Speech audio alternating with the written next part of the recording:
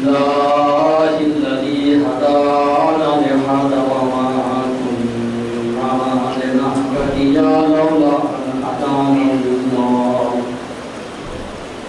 لقد جاءت رسل ربنا بالحق والصلاة والسلام على أشرف الأنبياء والمرسلين سيدنا ونبينا وشفيع ذنوبنا وهادينا أبي القاسم محمد اللهم صل على محمد وآل محمد وعلى أهل بيته الطيبين الطاهرين المعصومين المظلومين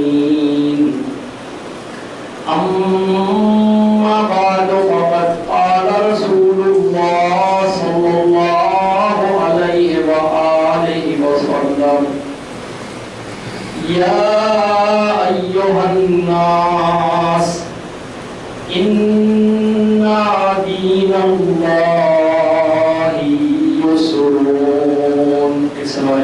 اللهم صل على محمد وآل محمد.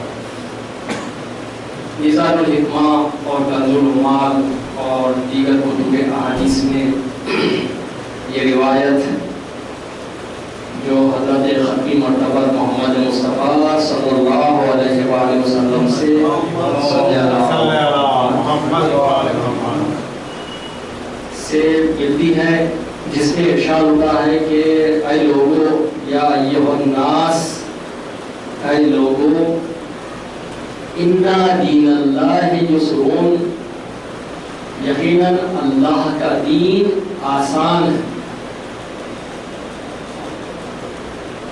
عنوان ہے کہ اسلام اور آج کا انسان، اسی عنوان سے کہ ہم پہلی گفتگو ہم نے دین سے متعلق کی تھی، انسان سے متعلق کی، آج اسی کے ذیل میں کہ اسلام کیا ہے اور تفصیل سے ہم انشاءاللہ تعالی اس بارے میں ہم گفتگو کریں گے۔ انسان اور دین کے متعلق ہماری گفتگو ہو چکی۔ عزیزان محترم، آج کا جوان یہی سوال کرتا ہے کہ یہ جو عزاداری برسوں سے چلتے آ رہی ہے، یہ عزاداری ہمیں کس چیز کا درس دیتی ہے؟ کیا موجودہ جو مسائل ہیں، جی ہاں، یہ سوال عزاداری سے بھی ہوتا ہے اور یہ سوال خود اسلام سے بھی کیا جاتا ہے، جو آج انشاءاللہ تعالی ہم اسلام سے متعلق گفتگو کریں گے۔ جوان کے ذہن میں یہی ہے کہ صدیوں سے وہی رسم چلتے آ رہی ہے، کیا موجودہ ہمارے جو مسائل ہیں وہ کیا کربلا والے جواب دے سکتے ہیں؟ کربلا کی عزاداری تو ہم نے اس سے پہلے کی گفتگو میں آپ کے سامنے عرض کیا تھا کہ بارہا کربلا ایک درسگاہ ہے، کربلا ایک یونیورسٹی ہے، کربلا ایک مکتب ہے، کربلا سے ہر شعبے کے لیے درس مل سکتا ہے، اور ہر شخص چاہے وہ جوان ہو، بوڑھا ہو، بچہ ہو، عورت ہو، لڑکی ہو، ہر ایک کے لیے کربلا درس ہے، اور ایک ایسا درس ہے اور یہ ضمانت لیتی ہے عزاداری۔ یہ بہت بڑی بات ہے، یعنی تا قیامت یہ عزاداری، کیونکہ امام حسین علیہ السلام جو دین کی نصرت فرمائیں، الجزاء الاحسان الا الاحسان، اللہ تعالیٰ یقیناً ان کے ذکر کو باقی رکھیں گا، اور ایسا ہے کہ جب ہم اللہ کے ذکر کو باقی رکھیں گے تو اللہ ہمارے ذکر کو باقی رکھے گا۔ امام حسین علیہ السلام جب اللہ کے ذکر کو، اس کے دین کو، اس کے اسلام کو، مذہب کو جب باقی رکھے ہیں اور عظیم قربانیوں کے ذریعے، تو اللہ تعالیٰ تا قیامت ان کے ذکر کو بھی باقی رکھے گا۔ تو یہی حال ہے کہ جوانوں کے لیے بہت سارے سوالات اس کے جوابات کربلا میں موجود ہیں، جو درسگاہ ہے جس میں ہم دیکھتے ہیں کہ استقامت کربلا میں جو، اور آج کے نوجوانوں کا ایک اہم مسئلہ بھی یہی ہے، استقامت۔ استقامت کہتے ہیں کہ ہم اپنے کاموں میں ڈٹے رہنا، ثابت قدم رہنا. عام طور سے یہ مصیبت کے وقت کہا جاتا ہے کہ اللہ تعالیٰ آپ کو صبر جمیل عطا فرمائے اور مصیبت میں آپ کو اللہ صبر و استقامت سے کام لینے کی طاقت عطا فرمائے. استقامت کیا ہے؟ کیونکہ اسی کے ذہن میں ہے یہ گفتگو ہم کو کرنا ہے. اور اہم سوال ہے کہ آج اگر ایک جوان کی ناکامی کا راز ہے تو وہ استقامت ہے.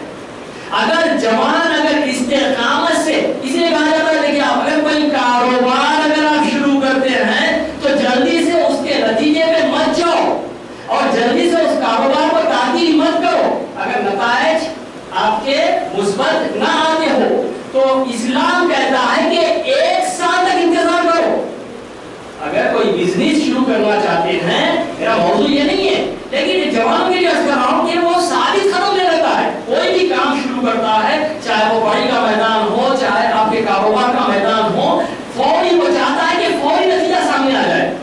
اسلام کہتا ہے نہیں، استقامت سے ڈٹے رہو، 1 سال تک انتظار کرو، یقیناً اس کا نتیجہ. اس لیے کہا گیا ان اللہ مع الصابرین، اللہ تعالیٰ صبر کرنے والوں کے ساتھ ہے. تو صبر و استقامت. استقامت کیا ہے؟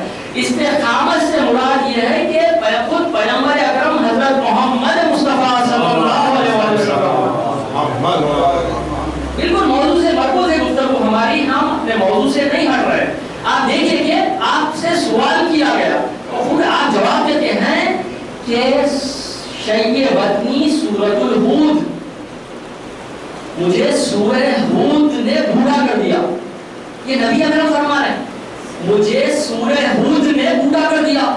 تو صحابہ تشریف فرما تھے، سب نے آپ سے سوال کیا یا رسول اللہ بھلا کوئی سورہ ہے ایسا کہ جس سے آپ بوڑھے ہو چکے ہو؟ تو بولے ہاں، شیبتنی سورۃ الہود، سورہ ہود نے مجھے بوڑھا کر دیا.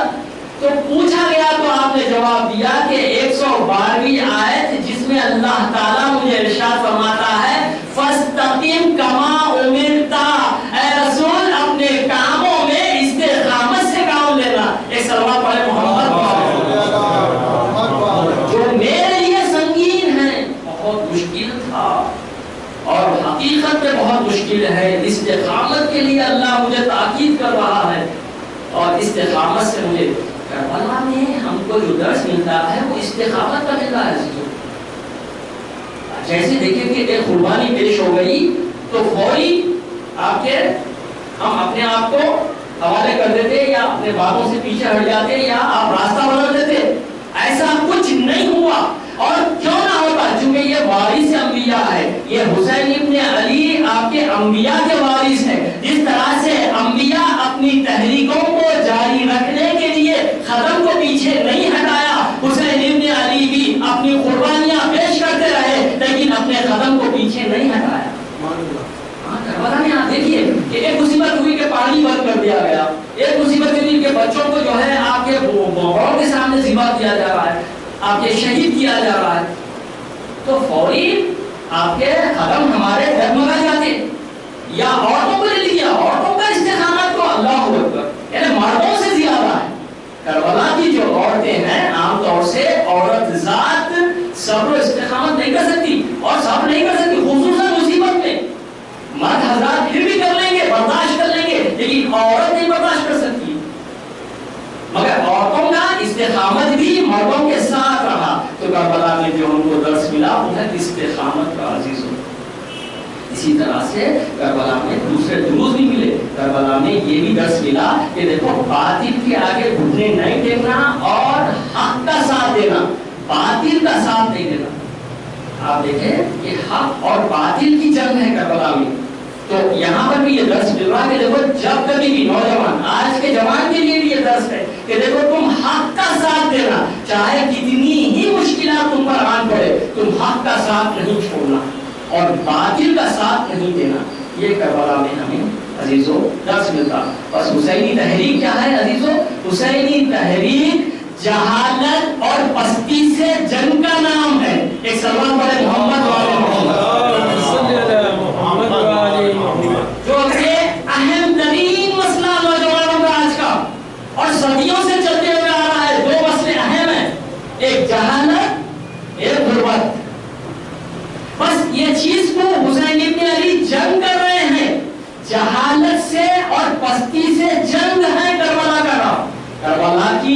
حسینی تحریک ہے، وہ آپ دیکھتے ہیں کہ آپ کے جو مقابل میں ہیں افراد، جتنے لوگ ہیں وہ جہالت میں مبتلا ہے، پستی میں مبتلا ہے، بس حسین ابن علی ان کے مقابل میں قیام کرتے ہیں اور اسلام کو پیش فرماتے ہیں۔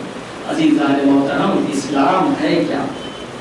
اسلام کی جو مختلف تعریفیں آئی ہے کہ خود قرآن مجید میں آپ دیکھیں کہ دنیا کے جتنے دانشوران ہیں، جتنے دانشمند افراد ہیں، پڑھے لکھے افراد ہیں، یہ مذہب اسلام کی تعریف کرتے ہیں، کہتے ہیں کہ یہ دنیا کا سب سے بہترین دین ہے، دین اسلام۔ یہ بہت بڑی بات ہے، اغیار کی بات کر رہا ہوں، میں غیروں کی بات کر رہا ہوں، جو غیر مسلمان ہیں وہ اسلام کی تعریف میں کہتے ہیں کہ دنیا کا اگر سب سے بہترین کوئی مذہب ہے تو وہ اسلام۔ اچھا، یہ تو لوگ کہہ رہے ہیں، خود خدا سے پوچھیں گے کہ یا اللہ آپ کیا کہتے ہیں، تو اللہ تعالیٰ ارشاد فرماتا ہے ان الدین عند اللہ الاسلام۔ ایک صلوات پڑھے محمد، یعنی اللہ تعالیٰ کا پسندیدہ دین بھی اسلام ہے، اور اللہ تعالیٰ دین اسلام کو عزیز رکھتا ہے۔ آپ دیکھیں کہ یہی دین اسلام، اگر ہم کسی سے پوچھیں کہ اسلام کی تفسیر بیان کریں، اسلام کی تعریف بیان کریں، ہمیں کوئی نظر نہیں آتا۔ 1400 برس گزر گئے ہیں، صرف ایک شخصیت ہم کو ملتی ہے، وہ ہے حضرت مولا کائنات علی ابن ابی طالب۔ یہاں حضرات ڈاکٹرز بھی یہاں پر موجود ہیں، اسکالرز بھی موجود ہیں، یہ بات کی تعریف کریں گے۔ عام طور سے تعریف جب کی جاتی ہے نا تو جامع الافراد و مانع الاغیار، یعنی جب کسی کی کوئی تعریف کرتا ہے تو ایک ایسی جامع تعریف ہونا کہ اس میں کوئی نقائص نہ پائے جائے۔ تو اب ہم سوال کرتے ہیں کہ اسلام کی کوئی جامع تعریف کرے، یعنی جامع ترین، یعنی مکمل اگر کوئی اسلام کی تعریف کر سکتا ہے تو وہ اہل بیت کا گھرانہ ہے، وہ مولا المتقیان ہیں۔ آپ نہج البلاغہ میں اسلام کی تشریح فرما رہے ہیں، آپ دیکھیں کہ اسلام تو ہم سنے، اسلام یعنی اللہ کی بارگاہ میں تسلیم ہو جانا، اسلام یعنی کلمہ شہادت پڑھ لینا، شہادتیں پڑھ لینا، بس یہ اسلام ہے۔ اس طرح جو ہے آپ کے بہت سارے لوگ مانا کیے ہیں، لیکن مولا کیا کس طرح کے مانا کرتے ہیں؟ کہتے ہیں کہ الاسلام هو التسلیم، الاسلام هو التسلیم، اسلام یعنی تسلیم ہو جانے کا نام ہے۔ التسلیم هو الیقین، تسلیم یقین کے ساتھ ہونا چاہیے۔ پھر اس کے بعد فرماتے ہیں الیقین هو التصدیق، یقین تصدیق کے ساتھ ہونا چاہیے۔ پھر اس کے بعد فرماتے ہیں التصدیق هو الاقرار، تصدیق میں اقرار ہونا چاہیے۔ پھر اس کے بعد فرماتے ہیں الاقرار هو الادا، اقرار بھی ادا کے ساتھ ہونا چاہیے۔ پھر اس کے بعد مولا فرماتے ہیں الادا هو العمل۔ بس مختصر یہ ہے کہ اسلام کی جو جامع تعریف مولا فرماتے ہیں، اسلام یعنی تسلیم، تصدیق، اقرار، ادا، ان سب کے بعد آخری عمل اسلام کا عمل ہے۔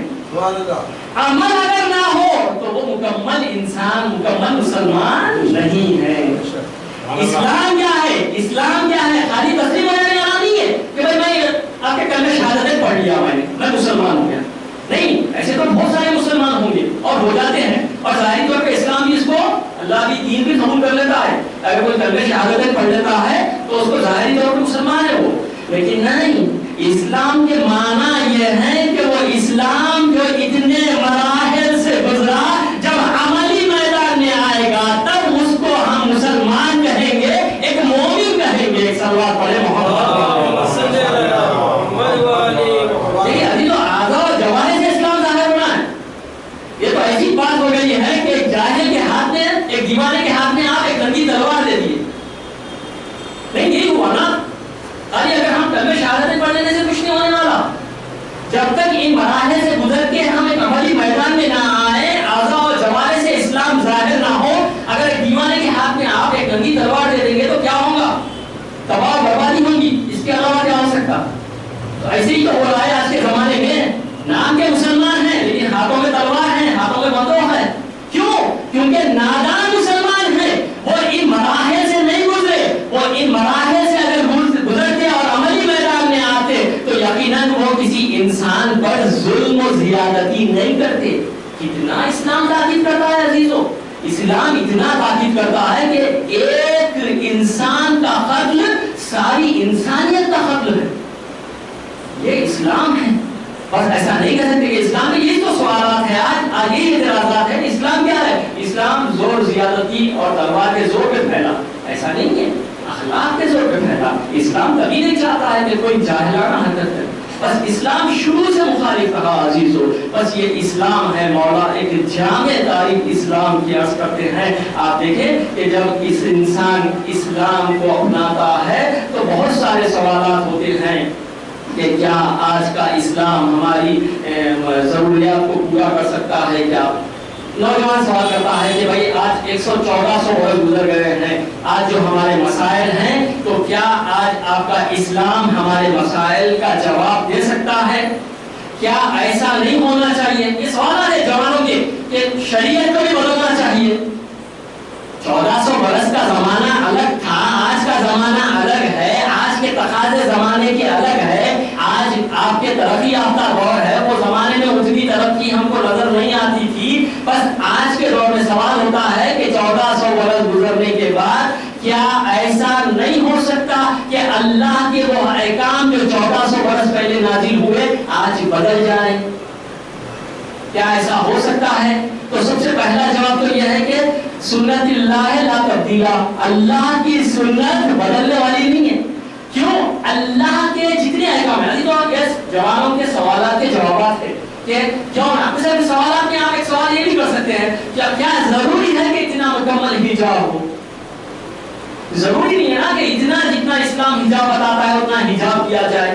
ضروری نہیں ہے نا کہ اتنی معصیت سے رک جانا چاہیے. نہیں، ہم کچھ معصیت کی ہم کو اجازت ملنی چاہیے، یا کچھ گانے ہم سننے کی اجازت ہمیں مل جانی چاہیے، یا ہم سمجھو آپ ایک فلم دیکھ لینے کی اجازت ہمیں مل جانی چاہیے، یا اور بھی دوسرے اور ایسے گناہ. کیوں اسلام ہم کو اجازت نہیں دیتا؟ کیونکہ زمانے کا تقاضا ہے. جب تک ہم وہ چیز نہیں دیکھیں گے ہم کو معلومات نہیں ہوں گے. اسلام عزیزو یاد رکھیے، اسلام کو یہ سب نہیں سمجھنے کا نتیجہ ہے جو اسلام پہ انگلیاں اٹھ رہی ہیں، سوالات اٹھ رہے ہیں. اسلام جو مذہب ہے عزیزو وہ فطری اور عقلی مذہب ہے، یعنی فطرت اور عقل پر استوار مذہب ہے. یہ اسلام کے جتنے احکام ہیں یہ سب کے سب عقلی ہیں اور فطری ہیں. آپ دیکھیں کہ جتنے احکام ہیں اللہ تعالیٰ ایسا نہیں ہے کہ جو ہے آپ کے عقل کچھ کہہ رہی ہے اور اسلام کچھ کہہ رہا ہے. اسی لیے کہہ دیا گیا حدیث میں حکما بہل عقل حکما بہل شرع. جس چیز کا عقل انسان کو حکم دیتی ہے شریعت بھی اسی چیز کا حکم دیتی ہے. صلوات علی محمد. آپ بتائیے کہ کوئی دنیا کا مذہب ہے، دنیا کا کوئی مذہب اتنی ضمانت نہیں لے سکتا جتنا اسلام لے رہا ہے کہ دیکھو یہ شریعت ہماری آپ کے عقل پر استوار ہے، عقلی ہے. عزیزو عقل کی بنیاد ہی پر روز قیامت اللہ تعالیٰ جزا دینے والا ہے. یہ ہمارے پاس امام حضرت امام محمد ارشاد فرماتے ہیں کہ دیکھو ہمارے اعمال کی جزا، ہمارے جو اعمال ہیں وہ سب کے سب آپ کے عقل پر ہیں. یعنی جتنی ہم عقل رکھیں گے تو اسلام میں یہی تو ہے کہ آپ بھی فجر کی نماز پڑھتے ہیں، فلاں صاحب بھی فجر کی نماز پڑھتے ہیں، لیکن اللہ تعالیٰ دونوں کو ایک ہی ثواب عطا نہیں کر رہا ہے. اس کو الگ عطا کر رہا ہے، اس کو الگ. کیوں؟ کیونکہ معرفت ہے یہاں پر اور عقل ہے. عقل کی بنیاد پر اللہ تعالیٰ روز قیامت جزا دے گا. اسی لیے کہہ دیا گیا کہ انبیاء علیہ السلام اور اوصیاء علیہ السلام ائمہ معصومین جو دنیا میں آئے وہ لوگوں کے عقلوں کے حساب سے گفتگو کیا کرتے تھے. سوال کرنے والا پیغمبر کی خدمت میں آتا ہے نبی اکرم حضرت محمد مصطفیٰ صلی اللہ علیہ وسلم. سوال کرتا ہے سوال کرتا ہے، سوال کرنے والا ایک سوال لے کے آیا، حضرت اس کا جواب عنایت فرما دیے. اسی سوال کو ایک دوسرا شخص آگے کرتا ہے، حضرت ایک الگ انداز میں اس کو جواب دیے. تو جو صحابہ موجود تھے انہوں نے سوال کیا کہ یا رسول اللہ ابھی آپ اسی سوال کا دو افراد کو الگ الگ جواب دیے، تو آپ فرماتے ہیں عقلوں کے حساب سے ہم جواب دیا کرتے ہیں. جتنی انسان کے پاس عقل ہوگی وہ اتنا اس مسئلے کو، اس جواب کو سمجھے گا۔ اسی لیے پانچویں امام ارشاد فرماتے ہیں العقل ما عبد به الرحمن واکتسب به الجنان۔ عقل وہ ہے جس کی مدد سے ہم رحمان کی عبادت کرتے ہیں اور جنت کو کسب کرتے ہیں، حاصل کرتے ہیں۔ دیکھیں عقل کا وہ مرتبہ ہے۔ بس دین اسلام کیا ہے؟ عقل اور فطرت پر استوار ہے عزیزو۔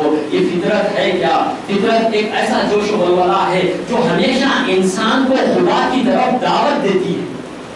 اللہ تعالیٰ انسان کی خلقت کے ساتھ ایک فطرت نام کی طاقت، قدرت عطا فرما دیا کہ وہ فطرت ہے ہمیشہ۔ اور انبیاء کے تعلق سے بھی یہی کہا گیا کہ انبیاء دنیا میں آئے کہ لوگوں کی فطرت کو جگائیں، فطرت کو بیدار کریں۔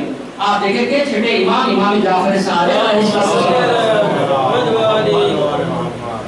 کشتی چلانے والا ملاح جو بے دین ہے، جو اللہ کو اپنا پروردگار تسلیم نہیں کرتا ہے، امام اس کے ساتھ گفتگو فرماتے ہیں۔ تو آپ بتلائیے کہ امام ایک جاہل کے ساتھ، ایک بے دین کے ساتھ، خصوصاً اس کا ایک مشغلہ کشتی چلانا ہے، اب اس کو اللہ اس بات کرنا ہے، اس کو اللہ کی وحدانیت ثابت کرنا ہے۔ اب کس طرح سے پیش کریں گے؟ اس کے عقل کے حساب سے پیش کریں گے، اس کے علم کے حساب سے گفتگو کریں گے۔ امام علیہ السلام اس کی کشتی میں سوار ہو جاتے ہیں۔ دیکھیے استدلال، کاش ایسی باتیں اگر ہم آج کے زمانے میں بھی اگر ہم کرتے ہیں تو آج ہم کامیاب مسلمان ہوتے اور مسلمانوں پہ سوال نہیں ہوتا۔ تو امام اس کی کشتی میں سوار ہو جاتے ہیں، ورنہ سیدھے سیدھے کہتے ہیں کہ تو خدا کیوں نہیں مانتا، تو کافر ہے، مشرک ہے، خدا ہے، نہیں۔ امام اس کی کشتی میں سوار ہو جاتے ہیں، اس کو کہتے ہیں کہ چلیے ہم سفر کرتے ہیں، تھوڑا پانی میں سفر کرتے ہیں۔ امام اس کے ساتھ پانی میں سفر کرتے ہیں اور سفر کے دوران میں امام اس سے پوچھتے ہیں، کہتے ہیں کہ بھائی یہ بتا کہ تو سفر کرتا ہے، تیرا مشغلہ ہی پانی کے اندر رہنا ہے، تو بھلا کبھی ایسا ہوا کہ تو تنہا ہو اور تیری کشتی بھنور میں پھنس گئی ہو؟ کبھی کبھی ایسا ہوا تیرے ساتھ؟ کبھی کوئی واقعہ رونما ہوا کہ کشتی تیری بھنور میں پھنس گئی ہو؟ تو وہ کہتا ہے ہاں ایک دفعہ ایسا ہوا ہے۔ تو امام فرماتے ہیں کیونکہ جبکہ تو تنہا تھا اور تیری کشتی بھنور میں پھنس گئی تھی تو تیری مدد کرنے کے لیے کون تھا وہاں پر؟ تو وہ کہنے لگا کہ اطراف میں چاروں طرف میرے صرف پانی ہی پانی تھا، کوئی میری مدد کرنے والا نہیں تھا۔ تو امام نے کہا پھر تیری مدد کس نے کی اور تیرا دل، تیرا قلب کس طرف متوجہ ہوا؟ تو وہ شخص کہتا ہے جو ملا ہے، کشتی چلانے والا ہے، جاہل ہے، بے دین ہے، وہ کہتا ہے کہ اے امام، اے فرزند رسول، بس میں ایک دفعہ ایسا ہوا میرے ساتھ، کشتی بھنور میں پھنس گئی اور میں پریشان تھا، چاروں طرف پانی تھا، کوئی میری مدد کرنے والا نہیں تھا، لیکن پھر بھی میرا قلب، میرا دل ایک طرف متوجہ ہوا، ایک طاقت کی طرف متوجہ ہوا کہ کوئی تو ہوگا کہ جو ایسے عالم میں مصیبت میں مجھے اس کشتی سے، اس بھنور سے نجات دلائے گا۔ صلوات علی محمد۔ خدا کو جانتا ہے، پہچانتا ہے، اس لیے کہ مشکلات میں جب انسان کسی قدرت کی طرف، طاقت کی طرف متوجہ ہوتا ہے، اس طاقت اور قدرت کا نام ہی خدا ہے۔ قدرت کا نام ہی خدا ہے، بس وہ قدرت ہے اللہ تعالیٰ۔ عزیزو، فطرت کو جب انسان کی ابھاریں گے، آج ایسی ہوا، آج ہم بہت سارے مسلمان غیر مسلمانوں کو اطمینان بخش جوابات نہیں دیے، جس کی بنیاد پر اسلام پر بھی سوال اٹھا اور مسلمانوں پر بھی سوال اٹھا، اور ایسا سوال اٹھا کہ پیچیدہ ہوتا چلا گیا۔ آج مسلمانوں کی شبیہ متاثر ہو گئی ہے۔ آپ دیکھیں گے دین اسلام سے متنفر ہو گئے ہیں لوگ۔ کیوں اسلام سے متنفر کیوں ہو رہے ہو؟ نہیں، کیونکہ اسلام نہیں سمجھے۔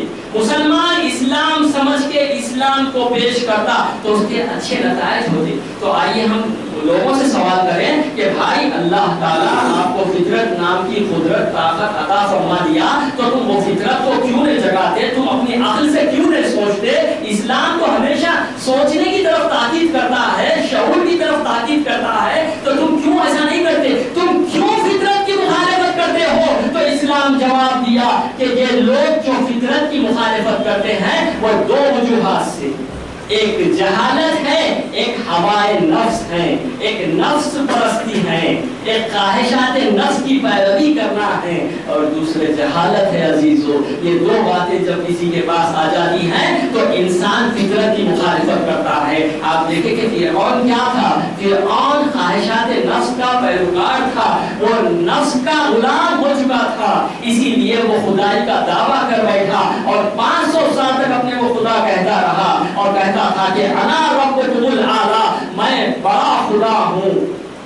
لیکن ہوا کیا؟ وہ پانی میں غرق ہونے سے اپنے کو نہیں بچا سکا۔ اللہ تعالیٰ اتنی مہلت دیا اس کو کہ شاید اب سدھر جائے گا، اب سدھر جائے گا، اور غریب تھا، فقیر تھا یہ فرعون، حامان کے ساتھ بھیک مانگا کرتا تھا یہ فرعون۔ اللہ نے اسے دولت عطا فرمائی تو یہ اتنا مغرور ہوا، خواہشات نفس کا اتنا پیروکار ہوا کہ اپنے آپ کو خدا کہنے لگا۔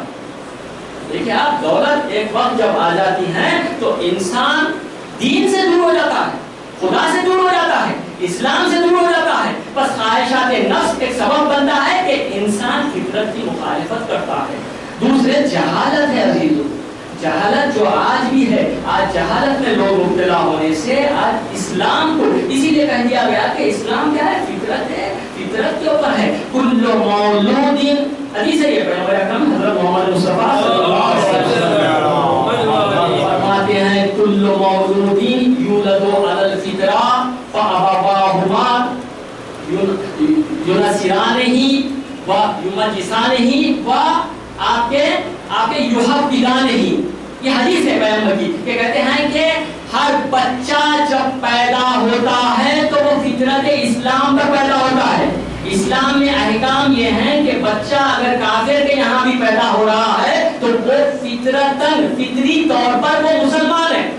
کیوں؟ کیونکہ ہم سب آپ کے عالم ارواح میں، یعنی ہم پیدا ہونے سے پہلے اللہ کی وحدانیت کا اقرار کر کے زمین پہ آئے ہیں، اور زمین پہ آ کے ہم اس اقرار سے اتر گئے ہیں۔ ایک صلوات پڑھے محمد صلی اللہ علیہ وسلم۔ ہر بچہ کل مولود یولد علی الفطرہ یحودان فابواہما، یعنی ان کے والدین، ہر بچہ فطرت اسلام پہ پیدا ہوتا، فابواہما، ان کے والدین کیا کرتے ہیں؟ یحودانہ، یا اس بچے کو یہودی بنا دیتے ہیں، ینصرانہ، یا ان کے والدین اس کو نصرانی بنا دیتے ہیں، نصری عیسائی بنا دیتے ہیں، یا یمجسانہ، یا مجوسی بنا دیتے ہیں۔ دیکھیں آپ، بچہ تو اسلام پہ پیدا ہو رہا ہے لیکن والدین اس کو یہودی یا نصرانی یا آپ کے مجوسی بنا رہے ہیں۔ بس یہ ہے فطرت اسلام کے عزیزو۔ بس آج کے جوانوں کو یہ ایک سوال ہے کہ اگر اسلام فطری مذہب ہے تو ہمارے بے شمار سوالات ہیں، اس کے ہم کو جواب دینا چاہیے۔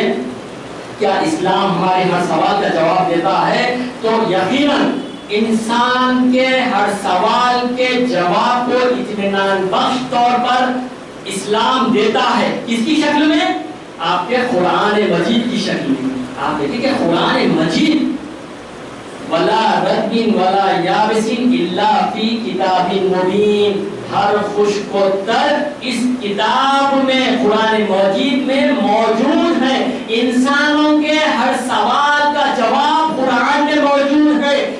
کہا یہ جاتا ہے کہ نوجوانوں کو اسلام سے متعلق سوال ہے تو وہ نوجوانوں کو چاہیے کہ اپنے جوابات کو اخلاقیات کے دائرے میں تلاش کریں۔ آپ اخلاق کو چھوڑ کے اگر جواب لینا چاہیں گے تو اسلام جواب نہیں دیتا۔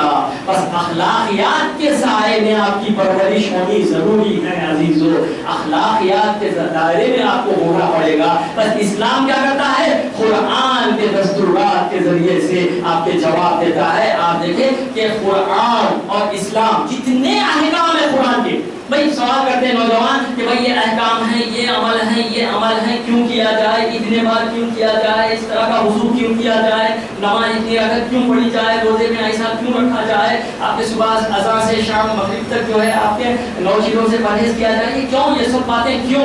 آج کا زمانہ ایسا زمانہ نہیں ہے، ہم بہت آگے بڑھ چکے ہیں عزیزو۔ جتنے بھی اسلام کے احکام ہیں وہ سب کے سب عقلی اور فطری ہیں۔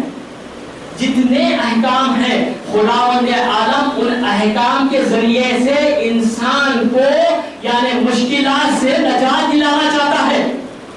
دوسرے الفاظ میں اگر ہم کہیں گے کہ اگر کوئی انسان کہتا ہے کہ ہم فحاشیت میں مبتلا ہیں, ہم گندگیوں میں ہم زندگی گزار رہے ہیں, ہم برائیوں میں زندگی گزار رہے ہیں, تو ایسے میں اسلام ہم کو کہاں بچاتا ہے؟ تو قرآن کی آیت ہے ان الصلاۃ تنہا عن الفحشاء والمنکر. ایک سوال پڑھے محمد صلی اللہ علیہ وسلم. قرآن جواب دیتا ہے. قرآن کہتا ہے کہ ایسا نہیں ہے کہ ہم صرف نماز پڑھو بولے, لیکن نماز کا کام یہ ہے کہ نماز تم کو برائیوں سے گندگیوں سے نجات دے گی, بچائے گی.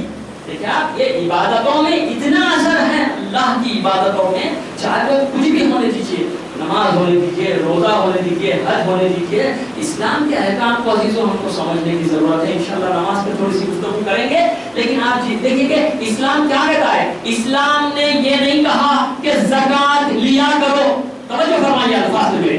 اسلام کبھی یہ نہیں کہا, اسلام کبھی مسلمانوں سے کہا کہ زکوٰۃ لیا کرو, خمس آپ کے لیا کرو اور لوگوں سے مدد لیا کرو.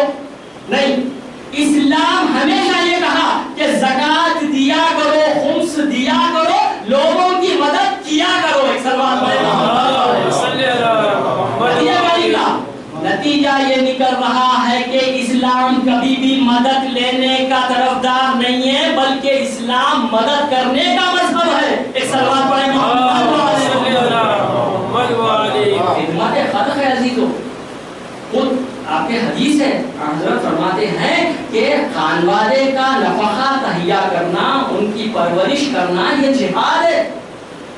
غریبوں کی, محتاجوں کی مدد کرنا یہ جہاد ہے. لیکن ہم کیا سمجھ گئے جہاد کو؟ آپ دیکھیں کہ کسی کو تعلیم سے آراستہ کرنا, کسی کے مشکلات میں اس کا مددگار ثابت ہونا, خدمت خلق کرنا, یہ سب کچھ جہاد ہے.